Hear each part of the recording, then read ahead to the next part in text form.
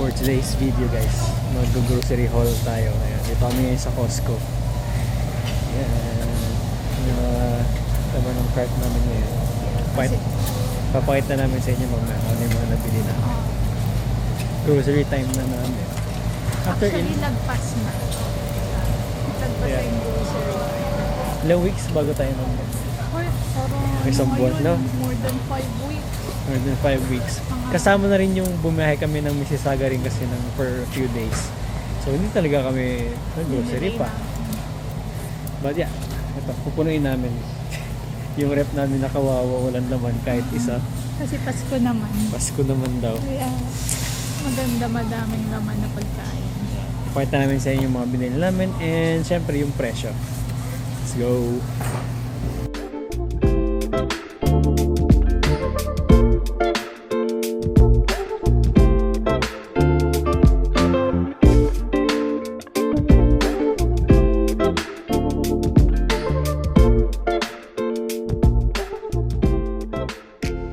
Guess the bill. 600. 600 na ba? 500 ako.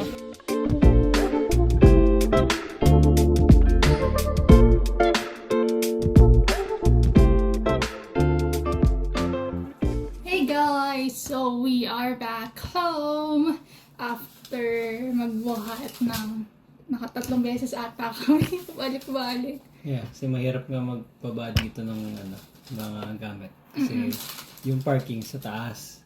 Tapos bababa ka muna, then akit ka ulit sa apartment. Kasi kami, third floor kami. So yung parking, gano'n kami. Walang elevator. Yes. So ayun, dito na kami, nakauwi na kami. And dun sa Guess the Bill, pareho kaming mali. Actually, nung magbabayad na, nung nababasa yung total, nakita ko siya, gulat siya, sabi niya, okay. Mura. Hindi naman. Kasi parang marami rin yung pinamili namin. Kasi akala ko, para mas marami siya compared sa mga usual naming binibili.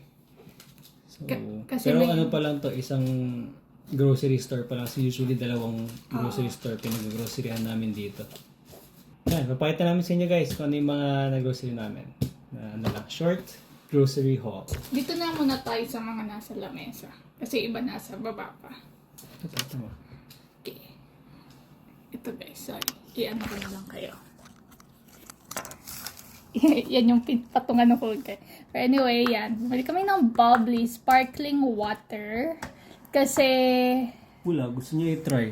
yes, kasi gusto kong i-try yung, hindi kasi ako yung maano na sa drinks, like juices, sparkling, mga ganyan. Hindi ako mahilig. Pero wala lang, gusto ko lang i-try yung sparkling water. Para naman maiba. Yeah, tapos yan ay $11.49. $11.49. For 24 cans. So, kayo na lang mag-divide by 24. Mga 50 cents. Yeah, tapos, what's next? What's next? Ito na muna tayo. Siyempre, kapag nag-Costco ka, hindi mawawala ang tonkotsu. And that's $14.99. So, 6 pieces siya. And kasi sa Costco, konti lang din yung choices for noodles, no? Yeah, so ito lagi yung binibili namin, tonkotsu. Malaki siya, tapos masarap naman siya. Yeah. Yes. Next one is... So, nahihiligan na namin tong mga ganito. Yung mga, ready to cook na ribs. Yes. So, ang alam ko, $19.99 to. $20 for 2. Usually kasi para mga nasa 13 to 14 ng isa sa usual na grocery store. Yes. So, Sa rack. So, yung dalawang rack. yes. Pork back ribs, barbecue, Texas style. So, madali lang kasi siya. Parang ilalagay mo lang talaga siya sa oven. Tapos, ayun, hintayin mo lang after mga ilang minutes ata yan. 10? 12? Magano. Tapos, okay na. Nahiligan naman siya lately. Tapos, mantika na 5 liters. 5 liters na. Yes. Malakihang mantika. Kasi naubusan yung mantika namin. So, kailangan Sa na It's $12. $11.99. canola oil. Then, bumili rin kami ng fruits.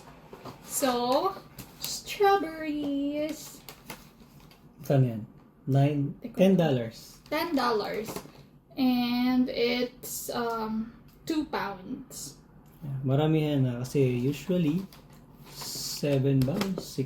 Yung Yung kalahati lang yan, no? Yeah, pero not bad kasi marami naman. Tsaka ano siya, parang masarap, fresh, parang ganun. Oh, mas gusto namin yung strawberries and mga fruits sa Costco. Then Saging. banana. Then, Saging dito na ganito, ito karami, is $1.69. Murang-mura lang. 7 pieces Del Monte. Diba? Parang mga 50 pesos. No? 60. Then, for the last na fruit is pineapple. This is $10.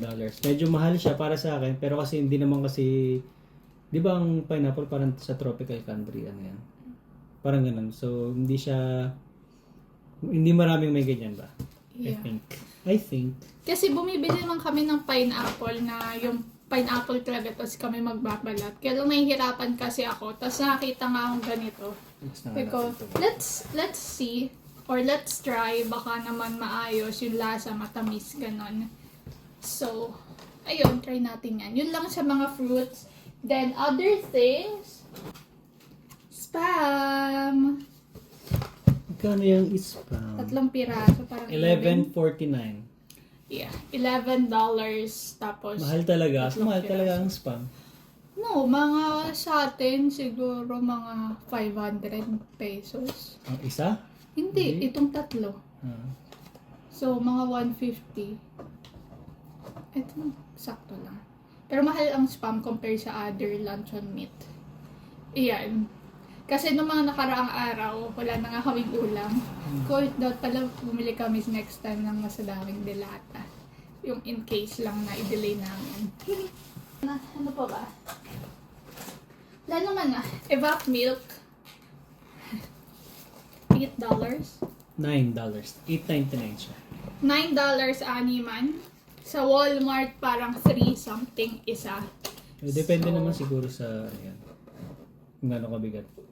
Or kung Hindi, parang ganito din. ilang ml.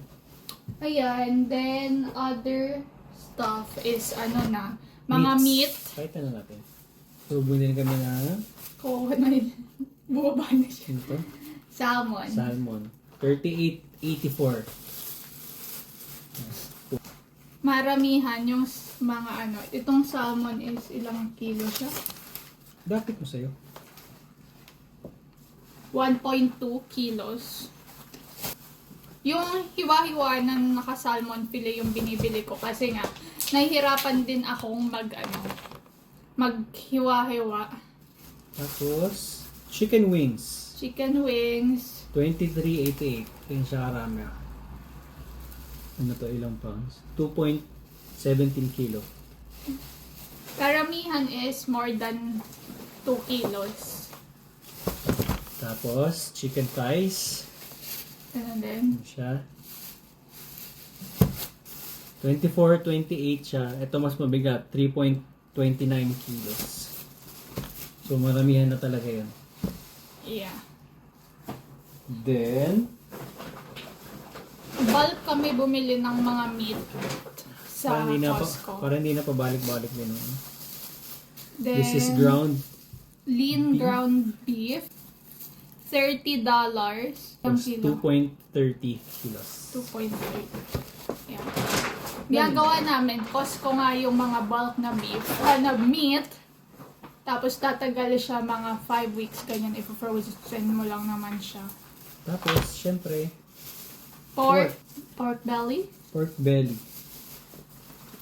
Yung gano'n kapal eh. Guys, ang kapal eh. Yan siya karami.